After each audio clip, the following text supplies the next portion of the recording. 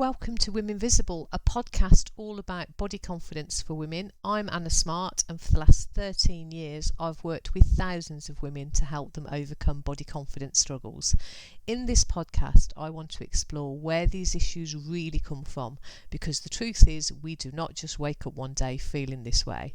We are shaped by so many things, often without even realising it.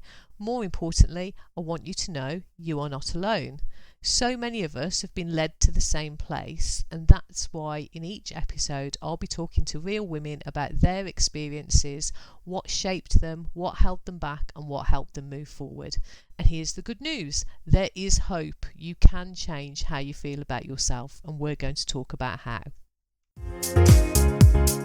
Hello, so today I'm joined by someone who has known me my entire life, my sister, and unlike me, she works in a very, very corporate environment, which means our lives look fairly different. We're going to talk about confidence, visibility for women, and a little bit about International Women's Day and what's going on for women these days. Welcome, Becca.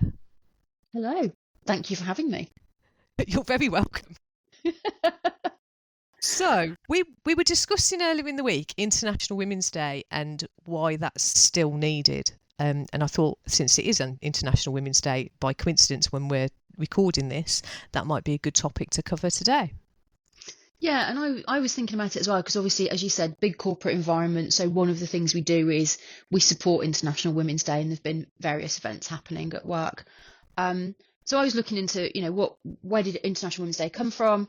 Why is it still happening? And I think, for me, when I was looking at it, I was like, yeah, there's obviously there's huge strides that have been made. Let's acknowledge that to start with. Things are very, very different. I was also doing some management training recently, and basically it came down to do not behave at work like people used to behave in the 80s and 90s, which is fair because, there was loads of sexist banter, misogynism, all the rest of it. That's not a thing, I hope, in most offices anymore. Obviously, there's still pockets of it. So you've got things like that where I think where situations have massively improved. But then if you think about women's day to day and you bring it back down to that level, there's still so many problems to be addressed. If you look at women's day-to-day experience, not just in the UK, I think clearly, and we touched on this a bit earlier, the States is going backwards as fast as Putin can drag it backwards through his puppet president. Various other countries around the world didn't even get as far as the UK did in the first place, or America did in the first place. So there's still a massive disparity worldwide. On the surface, it looks like so much great progress has been made. If you dig down below that, at a day-to-day level, on the ground level, I still can't walk home from a train station late at night feeling safe. Women still have to walk around holding their keys in their hand at night. Women choose when they're going to go to the gym so that they're not going to be harassed. Girls at school still have to worry about, what they're wearing.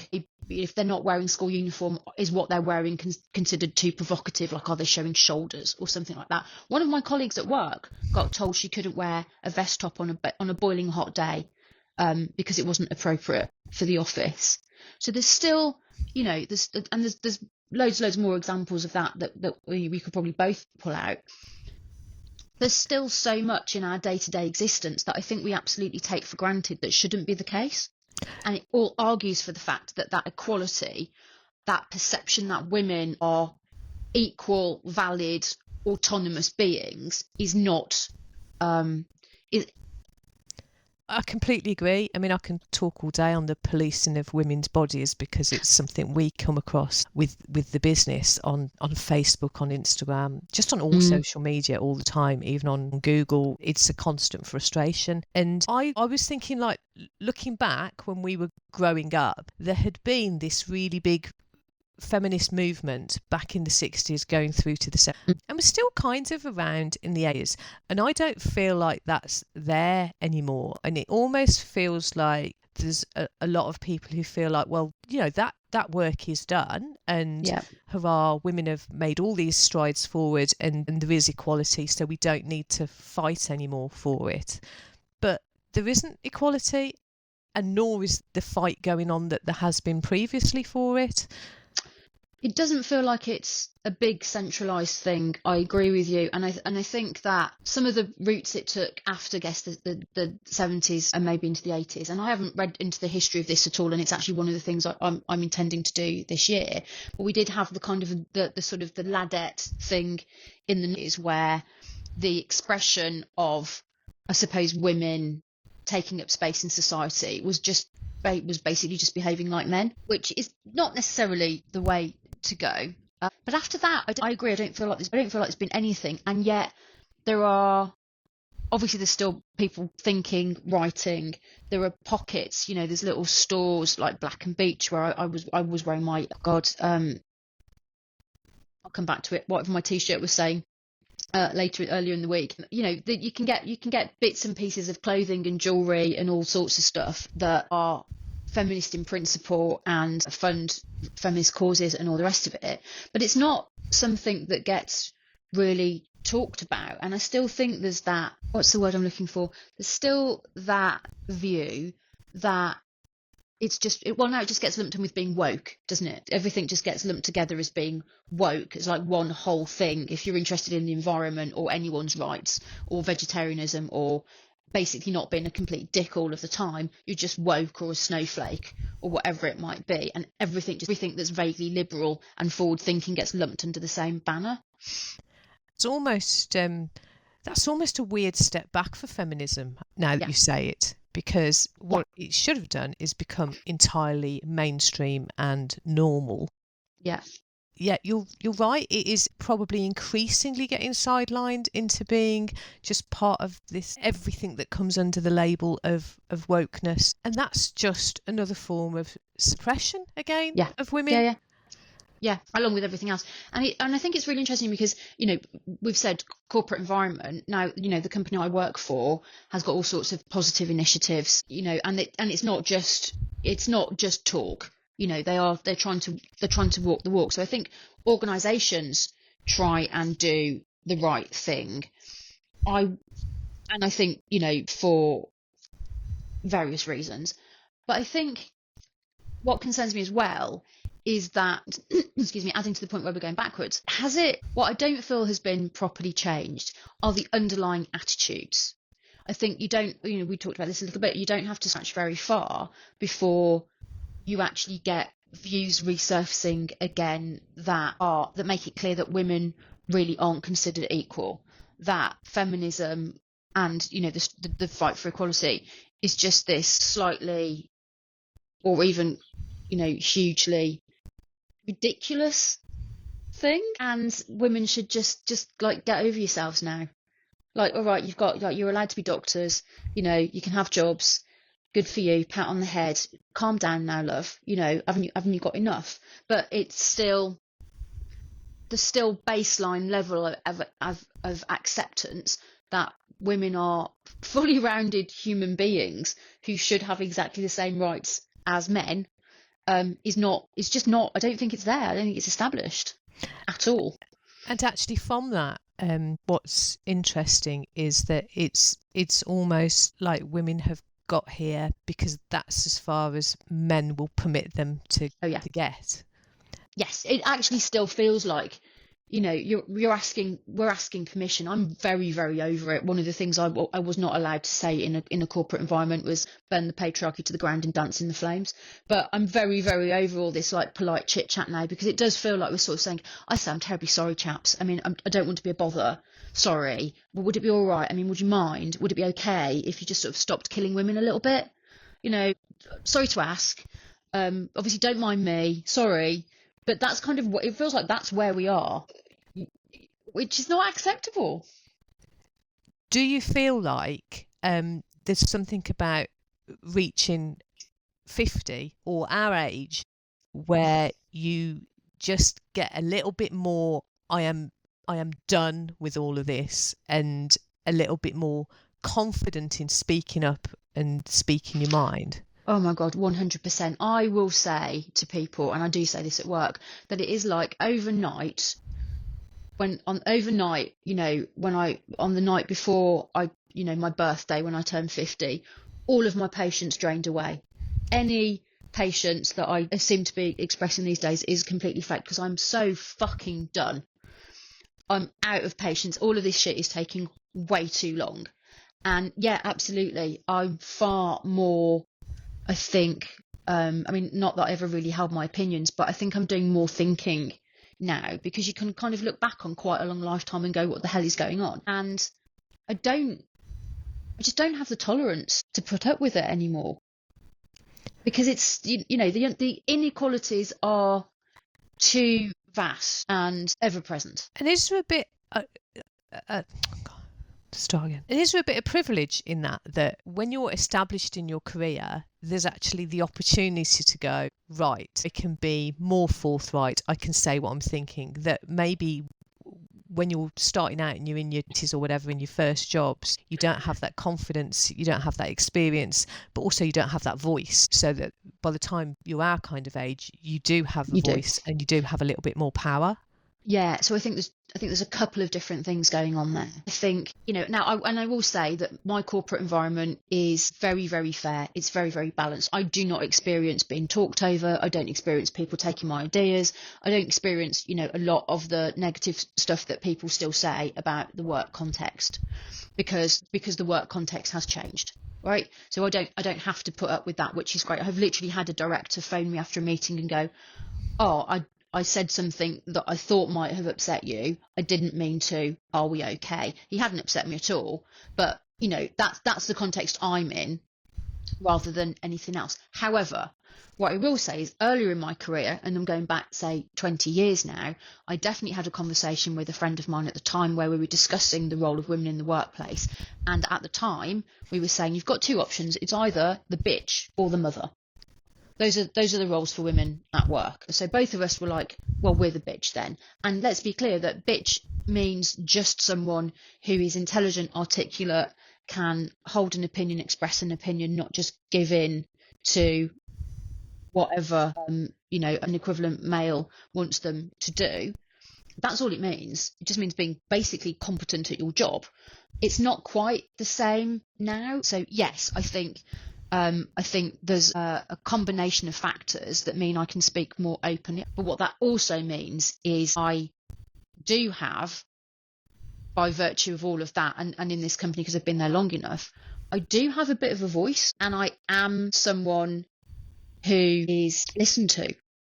So there's a responsibility that comes with that as well. And I forget about that all the time. It comes up every now and again in my mid-year and end-of-year feedback that people, I'm not senior in the business. I'm not important at all. But within my peer group, I'm quite respected. So you have got a sort of level of responsibility that comes with that as well. That makes perfect sense, because, you know, I am, to all intents and purposes, I'm just here with my husband running our little business. And then the moment that we started a Facebook group that was around body confidence for women, and, you know, just started to engage and talk about, I realised that I became more and more important for me to be able to model what I was talking about, and be the person that I'm kind of encouraging other people to be, which was incredibly helpful, because it did help me to become that person. But, you know, there is, even when you've got, you know, I'm not suggesting that I've got a massive audience, I'm not an influencer, and nor am I ever likely to be, but even when you've got just a couple of people taking notice of how you're behaving and how you're presenting, then I do think that it's incumbent to be mindful of that as you're going along. Yeah, it really is, because, you know, I say stand up for yourself, I say hold your ground, I say hold your opinions, but that means I have to walk the walk, and I do. It's a triple whammy where I work, because it's a bank in motor finance and I work on the technology side. So those are three areas with historically have less female representation in them. So it is kind of triple whammy. There aren't a whole lot of women around. I am quite often the only woman in the room, in which case I have been known to introduce myself as the token woman today, just to draw that point. But, you know, when there are other women there, and particularly if they're more junior, you are sort of aware that there's a role to be filled, and, you know, and also help them. Yeah, that's really important. And actually, I can only assume that that's what's going on in other workplaces, and I really hope that it is. But I do feel like, as we were saying at the start of this, that as feminism becomes just more of a, just lumped in with just being a bit woke, a bit too politically correct, that it suppresses people in a way that means that they potentially aren't helping other women along the way, because they don't want to stand out themselves and get that label. I think it depends. I think it depends where you are and where you're speaking. Like, I'm not on any social media, and and if I did, it's not like I had any followers anyway. But I think if you've got any kind of public visibility, it's really difficult. I think it's really, really difficult because you just get piled on. I think that's hard. I think everybody, though, in their day-to-day life can decide who they want to be and then make decisions based on those choices. It doesn't necessarily have to be part of a massive movement. You don't have to go out and try individually and change the world, but you can just change you. You can change you, and you can change your interactions with the people immediately around you, and actually that can have an effect. And if enough people did that, it would be a movement. I think sometimes people are standing back and waiting. I think, let's say, ecological measures are a really good example of that. Why would I stop using single-use plastic when no one else is? Well, if you do, then maybe someone else will.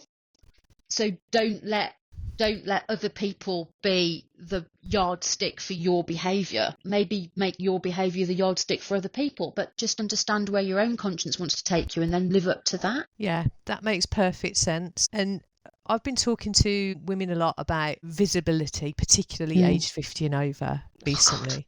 And it's kind of a double-edged sword, actually, because there are women who are feeling frustrated in becoming invisible, but there's also can be a kind of freedom that comes along with that it does almost give women sometimes an opportunity to just, nobody's looking at me, nobody's taking any notice, so I can do what I want now. There is a really good amount of freedom that we can grasp alongside this. I fucking love it. Invisibility.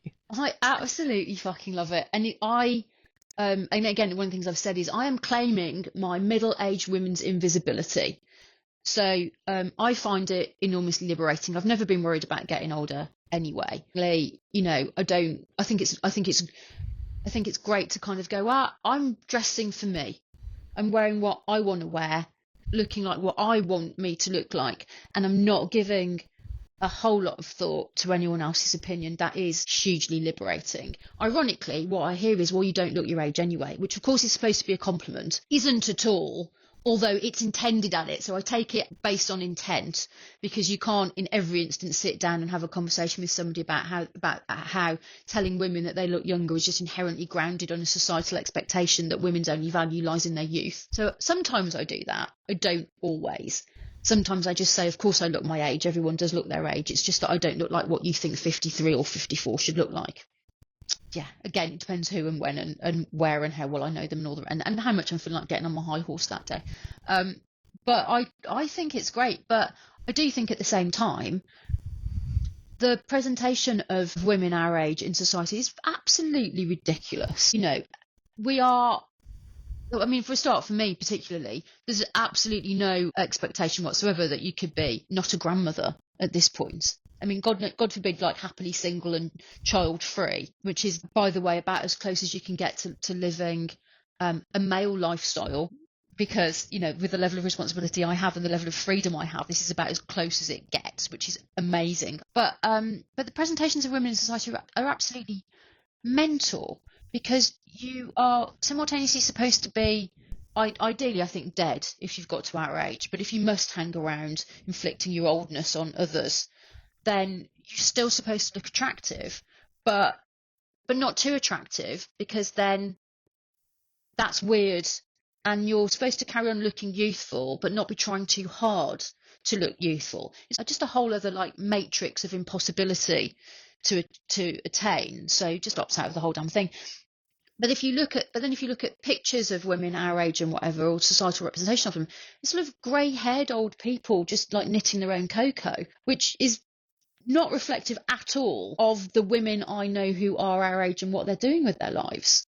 It's actually completely bizarre because for women, I feel like you hit 50 and then every woman over 50 is lumped into the same category Yeah. together as Whether this you're with this 50 or one. 90, it's Yeah. just, it's the same demographic. And I was having this conversation with somebody yesterday that men mature and they get talked about as silver foxes, and all of this kind of thing. And Yeah. for women, actually, you're meant to age gracefully and become like the queen. Used to be like that. So you can be attractive to a degree, but you can't be sensual or sexual in that, because that's a little bit wrong in a way that it isn't for men. And that is maddening, isn't it? Because actually, what I will say is men don't mature. Men just get older. They don't mature at all. Men are still like 13. Women mature. Women mature like a fine wine, if you want to go down that route. Men just get older. But yeah, exactly that. But at the same time, is heartening to see things like Demi Moore being recognised for her role in Substance that was tackling exactly some of those themes, or Michelle Yeoh getting her Academy Award, or Nicole Kidman. I haven't seen Baby Girl, but the fact that the film even exists. Yes, I haven't seen that and I really want to, because I think Yeah, that's going to be quite powerful, actually. yeah, So yeah, it feels like there's a difference between what's going on in Hollywood, which, as you say, there are these movements going on, but actually in your day to day, not so much. yeah. It's it is weird because one of the things that I find and have found actually for a few years now is, where are women our age supposed to shop? I mean, I know that's somewhat trivial, but actually I think it speaks to the fact that middle-aged women are so overlooked, or the reality of middle-aged women is overlooked. There's a little box that we're supposed to fit into, as I said, knitting your own cocoa, and as you've said, wearing a twin set type thing. And if you don't fit into that box, and no one fucking does, where are you supposed to shop? And that actually is not trivial, because we all know that shops have an ideal customer in mind, who they're trying to target, who they're trying to attract. And none of them have our age range in No, mind at no. all. And it's actually always been the same, because even when you used to have like Debenhams and these big department stores in every high street, you would go in and there would be offerings for younger, girls, young women, teens, right through to your 20s maybe. But then by the time you were 50, you're wandering into mother of the bride territory. Yeah, it's true. It's all of that kind Horrendous, of thing. horrendous florals. Yeah, like it was twin sets. So I don't see that so much anymore, but I certainly don't see anybody that's kind of going, here we are for you. We are here to serve you. No, And that shows up. You're not on social media very much. I obviously am incessantly on social media. But prior to turning 50, I used to get quite a lot of clothes adverts coming up, and they would be brands that I hadn't heard of, mm. just randomly coming up in front of me. And now I very rarely get that. So I tend to, if I've been online to a website, then that company will reappear in front of me, and that makes perfect sense. But it does suggest that other brands are not trying to reach me as a consumer, and they're setting their age limit younger than my age, so that I don't see their advertising. Yeah, 100%. And I mean, I'm not online at all. Well, I'm not on social media at all. What I think is hilarious is the junk mail that I get, which is now all stair lifts, retirement homes, and incontinence pads. And you're like, what are you? What? Like, no. The retirement homes and the care homes, I get these and I'm looking thinking, are you suggesting for me to look for somewhere to live? Are you suggesting for a parent at Yeah, this point in no. time? Yeah. I'm not entirely sure, but I find it a bit offensive, whatever we're doing. Oh, Stair lifts, yes. Oh my goodness. And genuinely, anything that comes up on my Facebook now, I look, I think, right, this is all I need to think about until I die now, clearly, is bladder control. that is it. That is absolutely it. That's it. That's our defining thought now for the next however many years. 20, 30 years, that's it. That's clearly, well, I didn't even have kids. I've got no problem with my pelvic floor. Thank you very much. And if I had, still I would have other interests in life. That's exactly it. And it's an interesting shift actually in advertising, because it's not that I am not remotely interested in things that might benefit me through the menopause. Of course I am. It's that shift in the balance of what appears in front of my face. Everything is about trying to fix or address something to do with my age now. Yeah. And the Yeah, fun yeah. stuff has disappeared. And it's that drip, drip, drip effect. And I'm not entirely sure that people will necessarily notice it, but women are just bombarded with negative messaging around sorting ourselves out our whole lives. But at least there has been previously a little bit of balance in there as well. That's all gone now, and it is just Really? this. Just Is it really just you have now you have committed the indecency of being an older woman in public? You must fix as much of this as you possibly can. Is that all you get? pretty much. Wow. Yeah, Okay. pretty much. I would say it's been really noticeable to me in terms of what comes up in front of my face and what doesn't. I always think it's hilarious when every skincare product is marketed as, it repairs the damage of aging. And you're like, that's just life. That's just living. It's not the damage of aging. It's just life. All of the vocabulary is so manipulative and so negative. And even those companies that are sort of paying lip service to, oh yeah, you're still allowed to exist as an older woman, are still desperately trying to push the fact that you need to look younger. Well, I mean, the language, this is also fascinating to me, because the language that is used to market to women is, and I find it quite weird that this is the case, but consistently the language of violence and the language of war. You are meant to battle with your weight. You are meant to fight the signs of aging. And I find that really deeply troubling, because it puts women consistently at war with their own bodies, and that's not a healthy place to be. It's always that kind of language. Wow, I hadn't noticed that, but you are exactly right. And it does set up that really troubling dichotomy, doesn't it?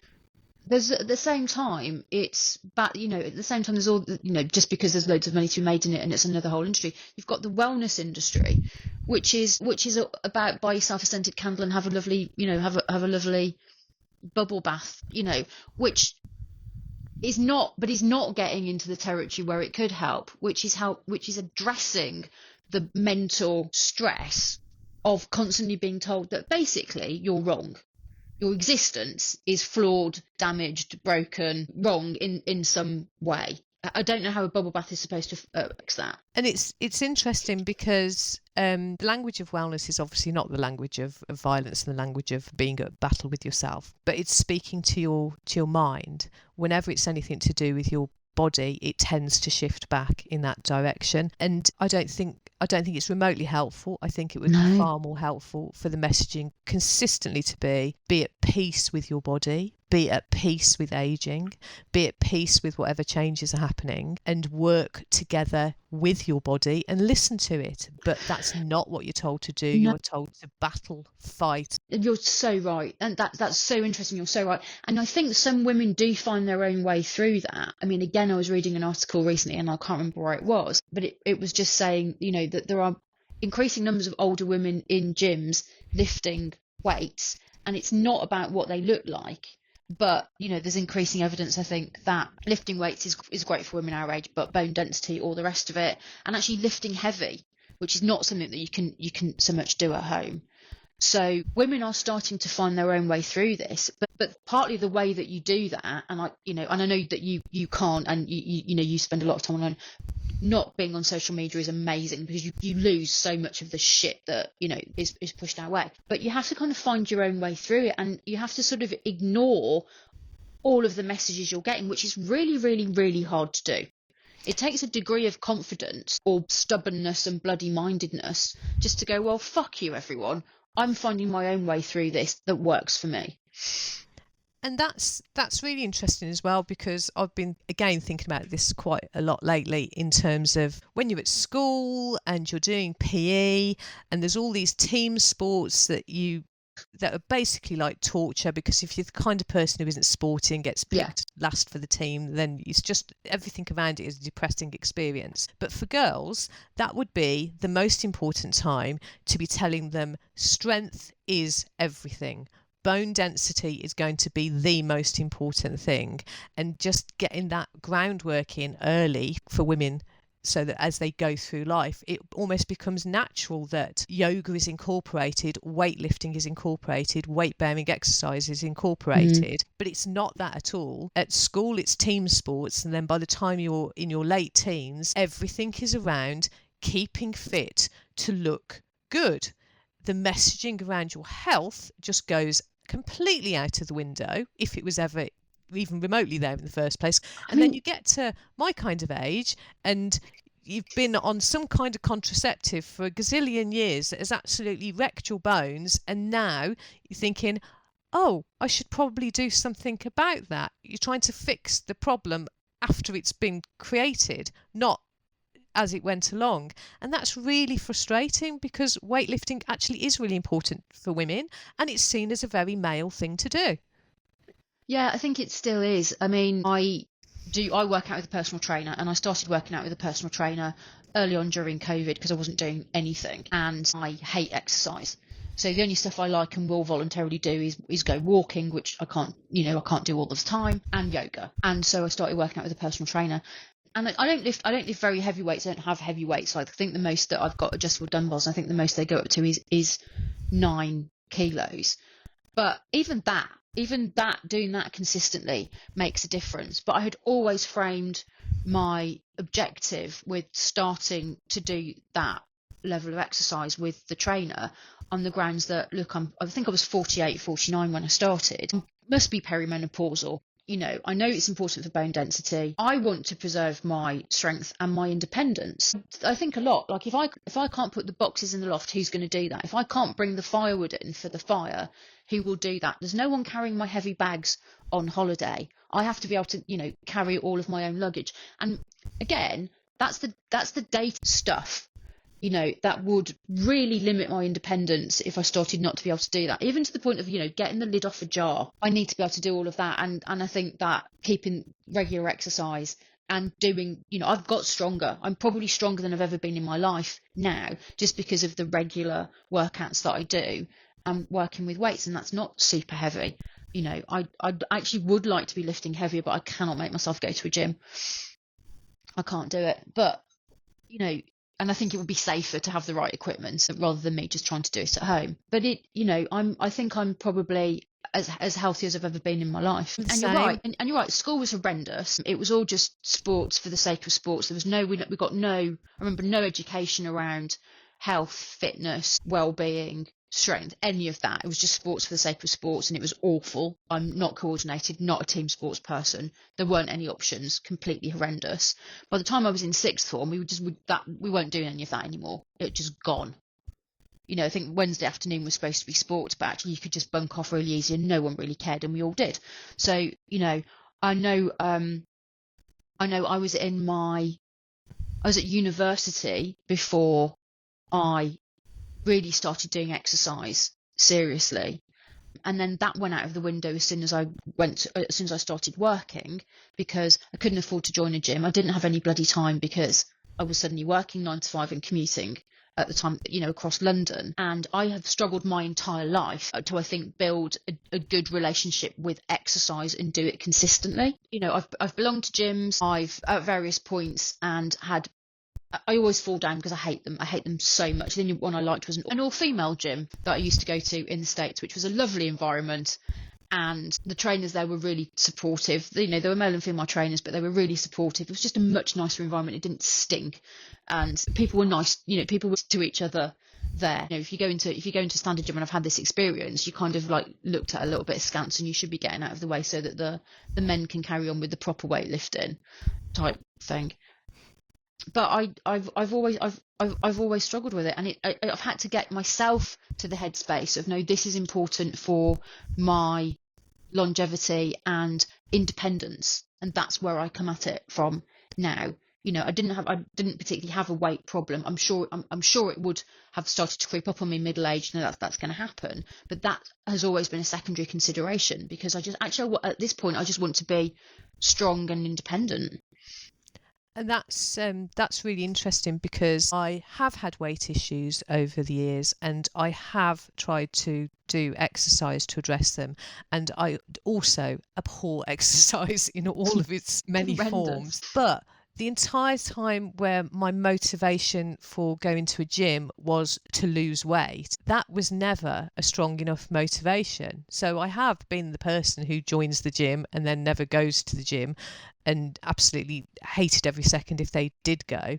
And it's almost like my subconscious was going, you're just doing this to lose weight. Like, it's not really a very noble aim, is it? Why? I think that's really common, and I think it's one of the reasons why diets don't work for people, because losing weight in and of itself, I think for a lot of people actually isn't an objective that works. I think you see repeatedly that people have more success with a combination of dieting and exercise, that when they can frame the purpose of it in a different way, like actually they want to be able to run around with their kids, that kind of thing, that's an aim that they can work towards. And then losing weight particularly, but it becomes one of the ways in which you achieve being able to run around with your kids, not an end in its own right. And that's more meaningful, and that's just standard part of goal setting. Actually, you've got to find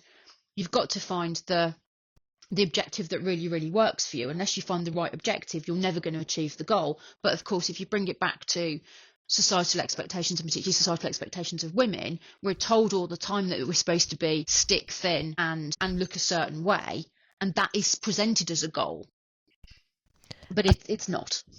Yeah, and I think that's what I got trapped in. And it wasn't until I kind of moved away from all of that and just started to really accept that I have no reason to be that invested in what I look like, that my goal shifted and became much more about, I mean, you say, and this is obviously for most women, it'd be running around with the kids, but for me, it's being able to walk my dogs and being fit enough to be able to go on long dog walks, which in my head aren't exercise in and of themselves. Because I've said to you before, I don't really do any exercise in the week, and you're like, well, you walk for an hour and a half every day. Yeah, but real exercise, because that to me is a fulfilling activity. But then I started going to yoga about 5 years ago because my back was hurting and I wasn't finding it comfortable to go on my dog walks. So I wanted to fix that problem so that I could carry on doing what I wanted to be able to do. And that's much easier to go to. Not because I suddenly thought, oh, this is a great form of exercise and I love going to classes and being amongst people. I hate all of that, but it felt like it was doing exactly what my body needed it to. And it's keeping me mobile, it's keeping me flexible. Yeah. And then obviously having hit 50 and just really started to think about needing to build muscle, it's perfect for that. So I'm more likely to do more of it. And absolutely none of that has anything to do with how I look or what my weight is. I don't monitor that. I don't care about that now. I care much, much more about keeping mobile, keeping flexible, and being able to just do the things that I want to do. And that's such a much healthier headspace to be in. The same. I don't have scales. I've actually never owned bathroom scales. I think you can get fixated on numbers and it's not helpful. But I do want to continue to be able to fit into my clothes, but that's because I really like my clothes. I'm working on a curated wardrobe, which is not fashionable. It's just stuff that I like. So not endlessly buying new stuff, but making sure that I buy stuff that I really like. But if I'm going to buy stuff that I really like and spend a bit more money on it, my expectation is I can keep wearing it for a good 5 to 10 years. So there's that aim. Yeah, but I'm not tracking any numbers. I'm the same. I hated all exercise. I haven't got any coordination. I work out with my personal trainer, and he knows that I hate it because I work out remotely, but I used to work out with him at an in-house gym from somewhere I worked before. And I am motivated enough to do yoga on myself at home, precisely because, as you said, it feels like what my body needs. I feel so much better when I make time for yoga. I had a week off the week before last, and I did yoga more or less every day, and by the end of the week I felt like an inch taller again. And the objective for me is, because I've been reasonably fit my whole life, my expectation is that I can pop out on a Sunday morning and do an 8-10 mile walk. That should be fine. I still expect to be able to do that, and I can. And so those are the drivers, again, that you don't start to have lack of fitness encroaching on your day-to-day life, because as soon as that happens, you've got a problem to solve, and it's that much harder. I don't want the problem to arise in the first place, and that's the approach that I've taken. That, again, is all completely outside the way that women are supposed to think about exercise. Absolutely. And actually what both you and I are doing is not that battle. It's not that fight. Even when I had back issues and I was in a lot of pain, and that was my motivating force for starting yoga, I wasn't battling with my body. I wasn't fighting with it. I was trying to listen to it and ascertain what does it need from me. It's a very different driver. That actually is really important. You're right. I try to be kind to myself. It's impossible. We've spent our entire lives basically being told that we're not perfect. So you need to buy this cream or have this treatment or do whatever to fix it. And, it's impossible to avoid the realization that no, you're not perfect, but actually no one is. And, the women who are held up as the archetypes that we should aim to look like, well, it's their job. If my job was to look like $1 million all the time, then I would work hard at looking like $1 million all the time, but it isn't. And that's not attainable for a normal kind of woman who cannot spend their life just focusing on their appearance. And so, when I look in the mirror, I'm getting wrinkles, my hair's going grey, gravity's having an effect, all of the rest of it. I'm like, well, yeah, that's what happens. I'm kind to me, I'm like, I'm not berating myself. I'm sort of like, well, can I still do everything I want to do? Can I still get up and go for a walk? Yeah, I can. Great. Let's be grateful that my body is strong enough to do that. Can I still, I can do an hour's yoga and I'm kind of fine. Great. I'm grateful for what my body does for me and the way that it allows me to live. I'm not sitting there going, oh, I could lose, a few pounds there, because it doesn't matter. It doesn't matter. And actually, the messaging that is consistently missing is that you don't need to strive to be perfect. It is completely okay to not be perfect. That's just fine. You're just absolutely fine. You don't need to change anything. It's all good. That's you're okay. Because that doesn't sell stuff, does it? And that's the whole thing, isn't it? I mean, we haven't touched on, and we probably haven't got time to go into the role that late stage capitalism plays in all of this, but anything that is a way to create a market is what people are cynically going to exploit. And I think my favourite example of that is around cellulite. So cellulite is a completely natural thing for women to have, completely normal. It's just the way that our bodies store fat. It was never a problem. It's not a medical problem. It was never a problem until someone realised that there was money to be made out of making women feel bad about cellulite, so created it as a problem. And that, I think, is a repeat thing. So many things about our bodies are completely normal, and that totally normal thing, someone somewhere in a laboratory realizes that if you can convince women that it's not normal and it's a problem that should be fixed, you can then make a shit ton of money out of selling them junk that will try and address that problem. And so the cynically exploitative cycle continues, and most of it's complete nonsense. It's true. And obviously I sit here in a commercial space because our business is entirely centered around hopefully helping women feel better about themselves and more comfortable in their own skin. I will say, if that wasn't needed, I would be delighted to close. Once everyone's happy and going, no, we feel great in our own skin, we feel perfectly comfortable, we don't need that, amazing, job done. we're going to photograph dogs all week. It's going to be brilliant. We're just going to have fun. Yeah. It's going to be completely lovely. Yeah. And it would be an absolute joy to have that situation and to go, this is just not needed. It's just not, there's absolutely no point to this anymore. Amazing. I want to get there. If women stopped judging themselves, and unfortunately, and again, this is a behaviour that I'm as guilty of as anyone else, but I do try and catch myself on it. If we stopped judging other women, because that's the other thing, as well as being encouraged to be at war with our own bodies, we are, of course, supposed to be at war with other women 100% of the time, pretty much. So, we're encouraged to be judgmental. Again, I think it's a great thing about not being on social media that I'm not presented with images of women that I'm supposed to be tearing down.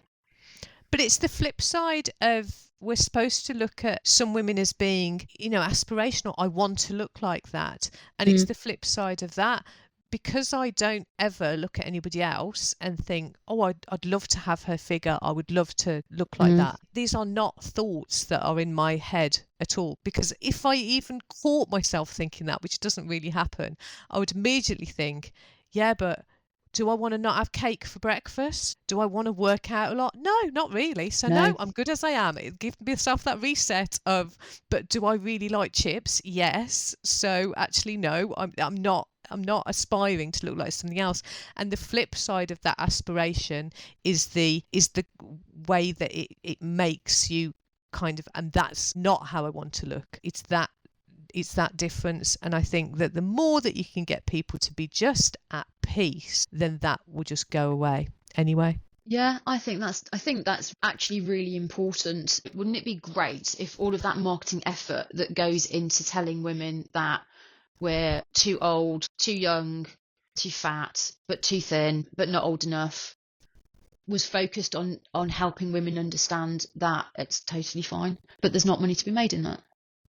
So again, it comes back to, you have to sort of have the time. And again, we talked about privilege. It's a privilege to be able to have the time to think about it, really, right? And form your own conclusions, and then take your own actions off the back of that. And sort of, it's impossible to not be playing in the game, because by existing in contemporary society, we're playing in the game one way or another. But it is a bit of a privilege to be able to choose your own way through the absolute labyrinth that is set out for us.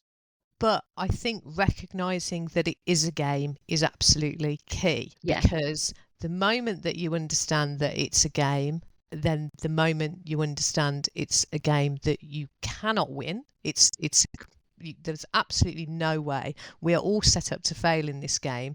And that, I think, once you come to that realisation, you do tend to start to think, well, actually, I can opt out. Why would I want to play a game that I can't win? No, I mean, I love playing games. I'm absolutely obsessed with playing games, but I don't play games that I can't win. Why on earth would I want to do that? The deck is always stacked. And I think in all areas, with what we look like, with work, with all of the areas that we've covered, the deck's always stacked. And I think that's the thing it comes back to. We don't have equality because we still operate in a society where at almost every level the deck is stacked against us. You're right. I think that's a powerful place to leave this for today, except that I've just got one question. One final question that I want to ask you. We're sisters. Who's the funnier sister out of me and you? And there is a correct answer to this. I think it's you, because I think there are times when you have made me laugh more than anybody has ever made me laugh, although I do still think about Thanks a Bungle Zippy. I was thinking about it last night, and that can crack me up every time. I can't remember which one of us said that, but I think it was probably you. Of course it must have been me, because I am the funnier sister. So on that note, thanks a Bungle Zippy, it's been great. Thank you. And that's it for this episode of WomenVisible. Thank you for listening. If you enjoyed it, make sure to subscribe and join us next time for more real conversations about body confidence.